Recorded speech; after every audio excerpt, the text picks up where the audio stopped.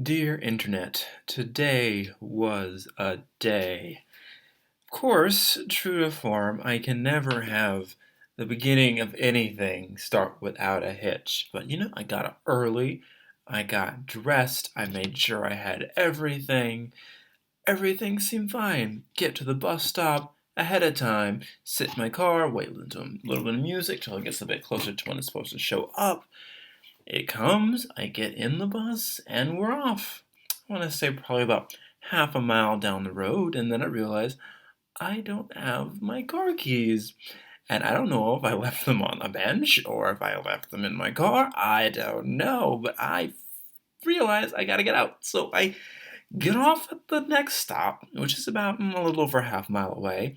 Jog slash run. Oh, this is all happening at 9 in the morning.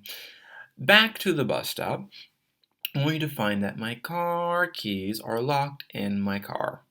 So, yeah, what am I gonna do? That bus was gonna get me to campus 15 minutes before my class. The next bus would make me late, and regardless, my car is now incapacitated since I can't access it.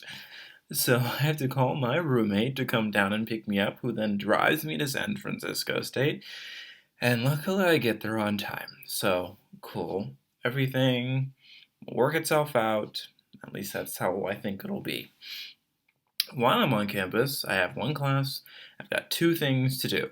Number one is I need to get my concentration switched. Well, why I keep saying I? I'm talking to me. You, Jordan, need to get your concentration switched. Number two, you needed to get your I-9 form filled out so you could actually get paid. What happens when you try to do the concentration? Oh, the lady who handles it quit, so no one knows what to do, so they wrote my name on a post-it note and told me they'd get back to me once they figure out what the process actually is. Fantastic. Number two, oh, I-9 form? I needed two forms of identification beyond just my ID, so I don't have that because all that's back home in Southern California, so can't do that either. So, end up taking the bus, getting back home, and thinking, okay, what am I going to do now? I don't have AAA. So my options are call a locksmith or jimmy the door open myself. I have a 2004, you have a 2004 Pontiac Vibe.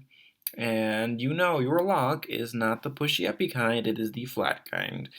So, what we decided to do, we looked up some prices ranging probably about like over $90 to get them to come to you and then undo the lock.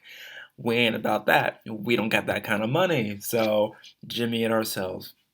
Now, what did you think to do? Okay, you have your MacBook, binder. Oh, that's right. Forgot. Have to mention. I realized that I might have to jimmy my Switch while on campus. So, I grabbed myself. Let's see. This to force into my door to give me enough gap space to hopefully fit a wire hanger through and try to get it. This actually worked. The problem was finding the wire hanger. You're at a mall, so I went around all the malls trying to find a place that actually sold wire hangers.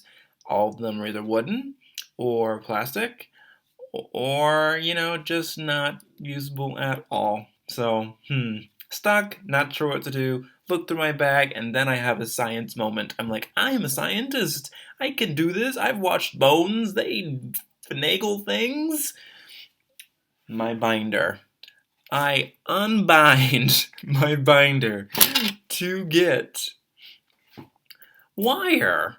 Which, in theory, we were very proud of ourselves. Very proud that you came up with this. You were able to figure this out. You're like, okay, cool. We're going to figure this out. I jimmied it with the shovel, put the wire in, but then you realize, oh, yeah, it's flat, so it isn't bending towards it, and you can't see the lock because, it's flat. You can only tell where it is from looking at the other side.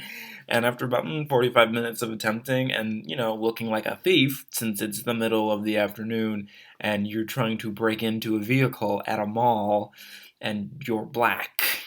So, luckily I'm glad no one called the cops on me. Eventually I have to end up calling someone to help.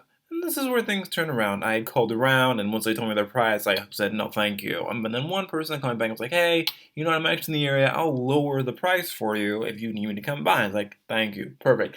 Nice dude. Came by. Let me pull out cash so I wouldn't have to get an extra charge for using my debit card. Gave him the money. He popped it right on open. I gave him a good Yelp review. All worked out. So, long story short, or moral of your day today, Jordan, is you know what? Things aren't always going to go the way you want. Don't get depressed about it. Look at the positives. From my not doing the I-9 form and for you not being able to get your concentration switched, look at it this way. You may have not able to do it, but at least you got the things in motion. They're more close to being completed now than they were yesterday. It's just going to happen a bit slower than you would intend originally thought. So that's the way you got to look at it. You're getting into Sense8 on episode 2. Seems pretty good so far. And hopefully tomorrow goes better than today. I don't think you're going to lock your keys in your car again. I think we can wipe that one off of our list of things. But even if you do, he gave you a 15% off discount for the next time. So there's that. All right. Hopefully tomorrow will be a bit smoother. Good night.